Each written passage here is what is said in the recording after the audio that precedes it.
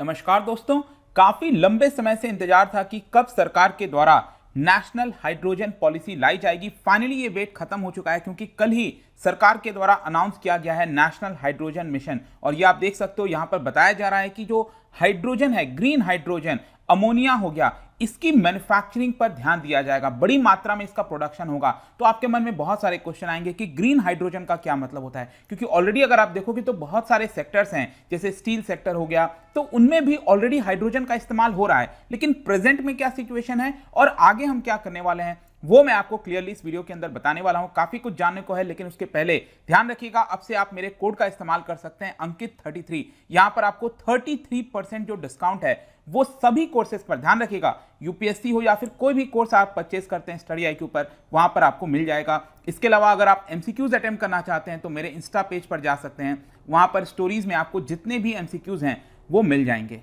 तो चलिए सबसे पहले हम यहां पर देखेंगे कि एग्जैक्टली अभी हुआ क्या है। देखिए, थर्सडे की बात है, कल की बात है, सरकार ने, अब जब मैं सरकार कहता हूं तो जाहिर सी बात है कोई मिनिस्ट्री होगी, तो ध्यान रखना है यहां पर आपको, मिनिस्ट्री ऑफ पावर, इनके द्वारा अनाउंस किया गया है ये पर्टिकुलर पॉलिसी जिसको हम कह रहे हैं नेशनल हाइड्रोजन मिशन। तो यहां पर हाइड्रोजन से रिलेटेड और ग्रीन एमोनिया, इन दोनों से रिलेटेड यहां पर ये पॉलिसी बनाई गई है। और इसका जो मेन मकसद ये है कि 2030 तक 5 मिलियन टन जो ग्रीन हाइड्रोजन है उसका प्रोडक्शन हमें बढ़ाना है। मतलब 5 मिलियन टन जो है वो आपको 2030 तक देखने को मिलेगा। और इसके साथ साथ क्योंकि हमारे पास बहुत सारा हाइड्रोजन मैन्युफैक्चरिंग होगी, इसको हम एक्सपोर्ट भी कर पाएंगे, मतलब कि सिर्फ हम भारत के अंदर ही नहीं, इसको बाहर भी एक्सपोर्ट कर सकें, इसके लिए भी ये पूरी पॉलिसी यहां पर लाई गई है। तो अब सबसे पहला मन में आपके क्वेश्चन आएगा कि what is this green hydrogen. Green hydrogen का एग्जैक्टली मतलब क्या है। देखिए, हाइड्रोजन जब हम प्रोड्यूस करते हैं तो ये कैसे निकलता है, ये बेसिकली आपको मिलेगा इलेक्ट्रोलिसिस प्रोसेस। आपने सुना होगा, बचपन में आपने साइंस में पढ़ा होगा, जहां पर जो वाटर होता है H2O, जिसमें आपको हाइड्रोजन और ऑक्सीजन दोनों देखने को मिल रहा है। तो यहां पर ये जो H2O होता है, इसको इलेक्ट्रोलिसिस प्रोसेस से यहां पर सेपरेट कर दिया जाता है। तो ये एनर्जी इंटेंसिव प्रोसेस होता है। अगर हमें वाटर को हाइड्रोजन निकालना है इसमें से, तो यहां पर हमें अगेन एनर्जी की आवश्यकता पड़ती है। तो अभी क्या है ना, ज्यादातर जो हम एनर्जी का इस्तेमाल करते हैं, जो इलेक्ट्रिसिटी का इस्तेमाल करते हैं, क्योंकि इलेक्ट्रोलिसिस में क्या है, इलेक्ट्रिसिटी का अगेन इस्तेमाल करना पड़ेगा। तो वो इलेक्ट्रिसिटी सपोज अगर आप कोयले से बने हुए बिजली का इस्तेमाल करोगे यहां पर, तो क्या आपको कोई बहुत फायदा हो रहा है? नहीं हो रहा है। क्यों? क्योंकि अगेन आप क्या कर रहे हो, फॉसिल फ्यूल को बर्न कर रहे हो यहां पर, तो कोयला बर्न कर रहे हो, नेचुरल गैस बर्न कर रहे हैं आप, तो उससे भी तो पोल्यूशन हो रहा है एनवायरमेंट में। तो उससे अगर आप हाइड्रोजन का प्रोडक्शन करते हो तो उसको ग्रीन हाइड्रोजन नहीं कहेंगे। ग्रीन हाइड्रोजन हम तब कहेंगे जब हम रिन्यूएबल एनर्जी की मदद से यहां पर हाइड्रोजन का प्रोडक्शन करते हैं।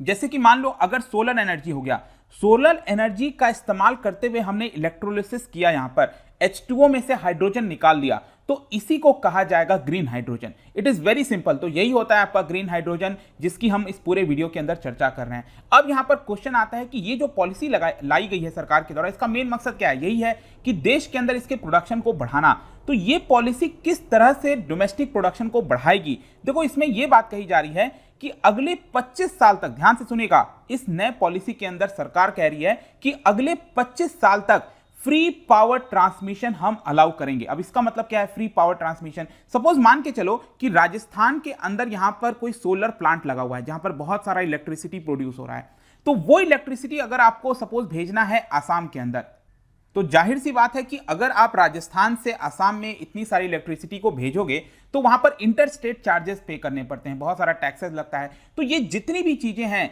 जो पावर ट्रांसमिशन है एक स्टेट से दूसरे स्टेट या फिर एक जगह से दूसरे जगह, तो वो सारा आपका जो फी है, जो टैक्स लगता है, वो सरकार यहां पर माफ कर देगी। तो जाहिर सी बात है कि राजस्थान में अब ज्यादा लोग यहां पर सोलर प्लांट लगाना चाहेंगे ताकि पूरे देश भर के अंदर वो अपनी इलेक्ट्रिसिटी को भेज सकें। क्योंकि याद रखिएगा, हम कौन से हाइड्रोजन की बात कर रहे हैं? ग्रीन हाइड्रोजन की बात कर रहे हैं। अगर मान लो राजस्थान के अंदर कोयले से बनी हुई बिजली है, उसको अगर आप ट्रांसपोर्ट करोगे तो क्या यहां पर किसी प्रकार का फ्री मिलेगा? मतलब पावर ट्रांसमिशन फ्री होगा? नहीं होगा। सिर्फ रिन्यूएबल एनर्जी को जब आप किसी हाइड्रोजन प्रोड्यूसर, मतलब कि आसाम में हाइड्रोजन प्रोड्यूस करना है, तो राजस्थान से ये रिन्यूएबल एनर्जी हम आसाम के अंदर भेज रहे हैं ताकि वहां पर ग्रीन हाइड्रोजन का प्रोडक्शन हो सके। तो उसी पर्टिकुलर चीज के लिए सरकार अगले 25 साल तक यहां पर जो ट्रांसमिशन है उसको फ्री कर देगी। लेकिन इसमें एक और चीज याद रखना है कि ये प्लांट 2025 के पहले लगाना होगा, जुलाई 2025 के पहले सेटअप करना होगा, तभी ये बेनिफिट सरकार के द्वारा यहां पर दिया जाएगा। और इसके अलावा बताया जा रहा है कि इसकी वजह से जो इसका इस्तेमाल करते हैं, हाइड्रोजन का इस्तेमाल करते हैं, अमोनिया का इस्तेमाल करते हैं, अब देखो कौन से सेक्टर करते हैं इसको भी समझो आप। ऑयल रिफाइनिंग हो गया, ऑयल रिफाइनिंग में इस्तेमाल किया जाता है। फर्टिलाइजर अक्सर आपने सुना होगा, अमोनिया का इस्तेमाल किया जाता है। जो अक्सर आप सुनते होंगे किसानों के द्वारा यूरिया का इस्तेमाल होता है, तो बड़ी मात्रा में वहां पर अमोनिया का इस्तेमाल होता है, उसके अंदर रखा जाता है। तो वो फर्टिलाइजर जो होता है, तो उसमें वो जो सेक्टर हो गया, स्टील सेक्टर हो गया, वहां पर इस्तेमाल होता है। ये जो सेक्टर्स हैं वो हाइड्रोजन और अमोनिया का खुद का प्रोडक्शन करते हैं, ताकि वो अपने मैन्युफैक्चरिंग यूनिट में, स्टील में, फर्टिलाइजर में, ऑयल रिफाइनिंग में उसका इस्तेमाल कर सकें। लेकिन जैसा मैंने बताया कि अभी प्रेजेंट में क्या होता है, ज्यादातर ग्रे हाइड्रोजन देखने को मिलता है। अब ग्रे हाइड्रोजन क्या है? ग्रे का मतलब ये हुआ कि आप रिन्यूएबल एनर्जी से आप उसका प्रोडक्शन नहीं कर रहे हैं, आप यहां पर जो फॉसिल फ्यूल है, कोयला और इस तरह नेचुरल गैस हो गया, उसका इस्तेमाल कर रहे हैं, जिसकी वजह से ऑलरेडी पोल्यूशन यहां पर हो रहा है। तो यहां पर एक प्रकार से क्लाइमेट चेंज के हिसाब से इसको पर्सपेक्टिव में रखने की कोशिश की गई है। इसके अलावा आप क्वेश्चन और आएगा कि यहां पर सरकार क्या क्या इंसेंटिव दे रही है ताकि देश के अंदर प्रोडक्शन बढ़ सके। देखिए यहां पर सरकार का कहना है कि एक सिंगल पोर्टल हम लेकर आएंगे जहां पर जितने भी क्लियरेंसेस हैं उसको फटाफट दिया जा सके, ताकि ग्रीन हाइड्रोजन प्रोडक्शन अगर किसी को यूनिट सेटअप करना है तो वो यहां पर क्लियरेंस जल्दी से ले सके, एक पोर्टल पर जाए, वेबसाइट पर जाए, और 15 दिन के अंदर बताया जा रहा है कि आपको क्लियरेंस मिल जाएगा। इसके अलावा यहां पर यह भी है कि सपोज यहां पर आपने रिन्यूएबल एनर्जी प्रोड्यूस कर दिया, सपोज इंडियन ऑयल कंपनी है, मान के चलो, रिफाइनरी है उसकी, मथुरा रिफाइनरी, सपोज आपने सुना ही होगा, मथुरा के अंदर रिफाइनरी है, तो सपोज वहां पर जो है हाइड्रोजन का इस्तेमाल करना है, तो उन्होंने क्या किया है कि ग्रीन हाइड्रोजन का प्लांट सेटअप कर दिया है।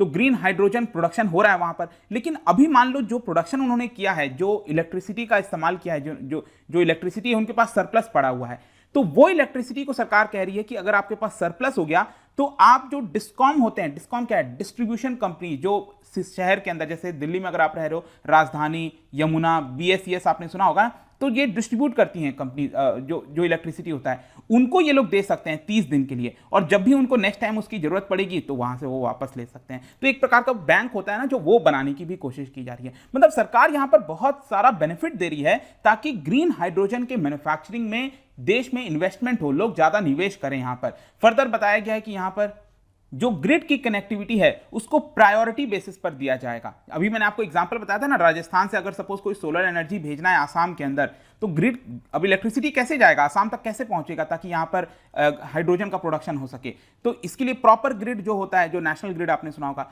तो यहां पर जो हाइड्रोजन प्रोडक्शन के लिए इलेक्ट्रिसिटी सप्लाई होगी उसको ज्यादा प्रेफरेंस दिया जाएगा ग्रिड के अंदर। तो यह भी यहां पर सरकार का कहना है।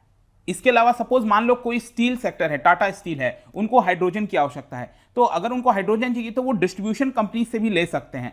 तो डिस्ट्रीब्यूशन, अगेन वही चीज, जो इलेक्ट्रिसिटी सप्लाई करते हैं, तो यहां पर क्या होगा कि उनको कंसेशनल रेट पर, सस्ते दाम पर यहां पर इलेक्ट्रिसिटी, ग्रीन जो इलेक्ट्रिसिटी होती है ना, मतलब जो सोलर से बना हुआ, तो वो सब चीजें सस्ते दाम पर देना होगा हाइड्रोजन जो प्रोडक्शन का मैन्युफैक्चरिंग प्लांट लेकर आएंगे। अब देखो ये जो भी कुछ मैंने आपको बताया कि सरकार ये लेकर आ रही है, इतना सारा काम कर रही है, इसका सिग्निफिकेंस क्या है, मतलब प्रेजेंट में डिमांड कितनी है। देखो प्रेजेंट में अगर आप डिमांड देखोगे तो 6.7 मिलियन टन आपको देखने को मिलेगा, जिसमें से 54% बताया जाता है कि अकेले पेट्रोलियम रिफाइनिंग के अंदर जाता है, और बाकी फर्टिलाइजर प्रोडक्शन और बाकी चीजों में देखने को मिलेगा। बताया जा रहा है कि 2029-30 आते आते 11.7 मिलियन टन ये आपका पहुंचने वाला है, टोटल जो हाइड्रोजन की डिमांड है फ्रॉम करंट 6.7 मिलियन टन, मतलब अभी प्रेजेंट में 6.7 मिलियन टन है, ये बढ़कर 11.7 मिलियन टन हो जाएगा। लेकिन ज्यादातर अभी अगर आप देखिए तो ग्रे हाइड्रोजन इस तरह प्रोड्यूस किया जाता है, फॉसिल फ्यूल से प्रोड्यूस किया जाता है। सरकार ये भी चाहती है कि हम ग्रीन हाइड्रोजन प्रोडक्शन करके जापान, साउथ कोरिया और यूरोप जैसे देशों में भी उसको हम भेज सकें, एक्सपोर्ट कर सकें। अब क्वेश्चन है ये है कि कंक्लूजन में क्या, मतलब आगे क्या होगा। देखो अब आगे सरकार क्या करेगी ना, ये जो अलग अलग सेक्टर हैं, जो ऑयल रिफाइनिंग हो गए, फर्टिलाइजर हो गए, स्टील हो गए, इनके ऊपर सरकार मैंडेटरी कर देगी कि अगर सपोज आपका जो 100% इलेक्ट्रिसिटी यूज होता है उसमें से एटलीस्ट 10% या 15% आप ग्रीन इलेक्ट्रिसिटी का इस्तेमाल करिए, मतलब ग्रीन हाइड्रोजन प्रोड्यूस करिए। तो उनके ऊपर मैंडेटरी हो जाएगा कि आपको एटलीस्ट इतना % इस्तेमाल करना होगा, ताकि कंपलसरी भी किया जाए और दूसरी तरफ सरकार बेनिफिट जो लेकर आ रही है उसकी वजह से मैन्युफैक्चरिंग बढ़ सके। अब ये जो भी कुछ हुआ है तो जो इंडस्ट्री है उन्होंने वेलकम किया है इस पॉलिसी को, देखते हैं आगे किस तरह बढ़ता है। लेकिन अभी प्रेजेंट में अगर आप देखोगे तो देश के जो बड़े दिग्गज हैं जैसे बिजनेसमैन हो गए मुकेश अंबानी, गौतम अडानी, वो ऑलरेडी हाइड्रोजन प्रोजेक्ट के अंदर एंटर कर चुके हैं और इसको डीकार्बोनाइज किया जाएगा। आपको ऑलरेडी पता है कि पिछले साल जो ग्लासगो में COP26 हुआ था वहां पर प्राइम मिनिस्टर मोदी गए थे, उन्होंने कमिट किया है 2070 तक भारत को कार्बन न्यूट्रल बनाया जाएगा, मतलब हम एक्स्ट्रा कार्बन रिलीज नहीं करेंगे एनवायरमेंट में। तो इन सब चीजों के लिए कहीं ना कहीं इस तरह की पॉलिसी जो है वो बहुत मदद करेगी। लेट्स सी कि किस तरह से चीजें टर्न आउट होती हैं, बट आई होप कि इस वीडियो के माध्यम से जितना भी कुछ था नेशनल हाइड्रोजन पॉलिसी के बारे में सब कुछ मैंने आपको बता दिया। जाने से पहले एक इंटरेस्टिंग क्वेश्चन, क्योंकि हम हाइड्रोजन की बात कर रहे हैं, तो यहां पर एक रिपोर्ट है जिसको कहा जाता है हाइड्रोजन इकोनॉमी आउटलुक रिपोर्ट। ये किसके द्वारा पब्लिश किया जाता है ये आपको बताना है। इसका राइट आंसर आपको पता ही है, मेरे इंस्टाग्राम पर तो मिलेगा ही, वहां पर अगर आप नहीं हो कोई बात नहीं, टेलीग्राम से भी ले सकते हैं इसका सही उत्तर। मैं कई सारे जो एमसीक्यूज हैं वो यहाँ पर इंस्टा के पेज पर डालता रहता हूँ, वहां पर आप प्ले कर सकते हैं, स्टोरीज में आप जा सकते हैं। बाकी पीडीएफ वगैरह चाहिए, सोशल मीडिया पर जाना है तो वहां पर जाइए, और यूपीएससी और जितने भी कोर्सेज हैं वहां पर आप सिंपली कोड का इस्तेमाल कर सकते हैं, अंकित 33। यहाँ पर 33% डायरेक्ट डिस्काउंट आपको देखने को मिलेगा। तो आई होप कि ये वीडियो आपको पसंद आया होगा। मिलता हूं आपसे next time, till then thank you very much, see you soon.